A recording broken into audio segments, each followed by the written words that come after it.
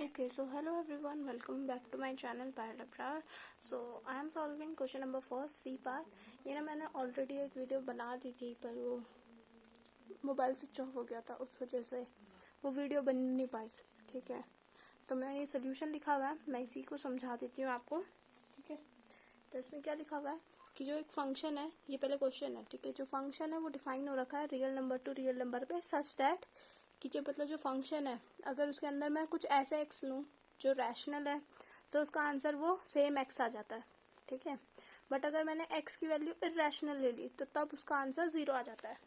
मतलब अगर मैं आपको समझाऊँ तो इसका मतलब ये है कि जब मैं f की वैल्यू, मान लो मैंने f के अंदर 2 डाला, f ऑफ 2 के आंसर मेरा दे देगा 2 ही दे देगा क्योंकि ये रैशनल नंबर है। पर मैंने कहा f ऑफ रूट 2 क्या होगा, रूट 2 एक इरेशनल नंबर है, तब इसका आंसर क्या आ जाएगा, 0 आ जाएगा। ठीक है, तो अब हमें बताना है कि f के पास लिमिट तो है but only at x equals to 0। जब x 0 के बराबर है तभी बस उसके पास क्या है, लिमिट है। तो आओ चलो देखते हैं। तो हम क्या इसमें ना सीक्वेंशियल क्राइटेरिया यूज करेंगे।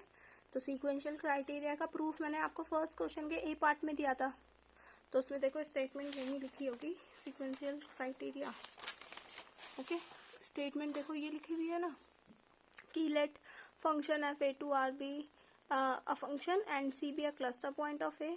तो फिर ये वाली स्टेटमेंट्स क्या होती है, इक्विवेलेंट होती है कि लिमिट एट सी क्या होती है, एफ एक्स की एल होती है, और कोई भी सीक्वेंस अगर हम ले ले एक्स एन पे जो कि कन्वर्ज कर रही है सी पे, ठीक है, तो sequence f of x n भी क्या करेगी, कन्वर्ज करेगी। ये थी स्टेटमेंट, तो वही इसी टाइप से कुछ यहाँ पे लिखी हुई है। ओके, तो we will use sequential criteria for limits. ठीक है, तो क्या कि सपोज कि एक्स टेंडिंग टू ए पे एफ एक्स की वैल्यू क्या आ रही है, एल आ रही है, मैंने ये सपोज कर लिया।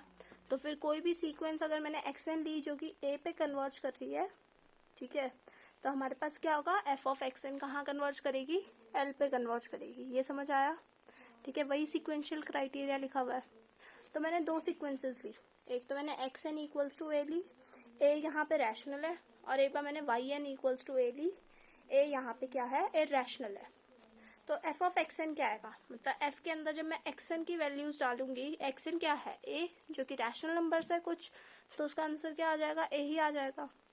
और वाई एन जब मैंने देखा एफ ऑफ वाई एन, तब आंसर क्या आ रहा है मेरे पास, 0। ठीक है, तो अगर ए जो है 0 के बराबर नहीं है, ठीक है, तो जो लिमिट्स हैं वो डिफर करेंगी। एक बार ए आंसर देगी, कभी 0 देगी, कभी ए देगी, कभी 0 देगी। क्यों? क्योंकि रैशनल इरेशनल में डिफरेंस आ रहा है। ठीक है, रैशनल हमें ए आंसर देगा, ठीक है, rational gives answer A and irrational gives 0। तो the limit does not exist for A not equals to 0। पर जब हमने देखा ए 0 है, ठीक है, ए 0 है, यहाँ पे एक्स एन भी 0, वाई एन भी 0, तो दोनों में आंसर क्या आ जाएगा, हमारे पास 0 ही आ जाएगा।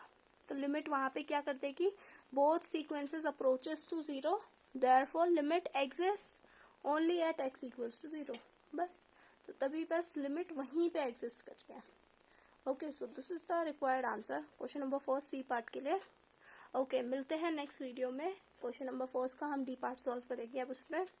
Okay, so like share and subscribe. ठीक है, अब पढ़ लो, नोट्स मत मांगा करो कि इसकी पीडीएफ दे दो, प्लीज खुद से लिखा करो। जब समझ रहे हो समझ के लिखो। खुद की हैंड रिटन नोट्स ही बहुत ज्यादा हेल्पफुल होते हैं। नोट्स देखोगे तो आदत बिगड़ती है। ठीक है, खुद से लिखा करो। Okay, bye bye.